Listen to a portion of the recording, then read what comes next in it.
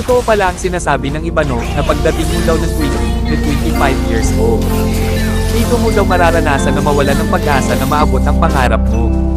Dahil nakikita mo na ang kasabay mo noon ng mga kaklase mo, may naabot na sa buhay o nakapasok na sila ng magandang trabaho. Tapos ikaw wala pang naabot, parang di mo maiwasan na ipampara ang sarili mo sa iba. Mapapasabi ka na lang ng sana katulad ako nila no, na may napatunayan na sa sarili. Tapos parang mawawalan ka na ng pag-asa maabot ang pangarap mo. Dahil pinipilit mo naman pero wala pa din nangyayari. Kaya kung nararanasan mo ito ngayon labis akong humahanga sa'yo.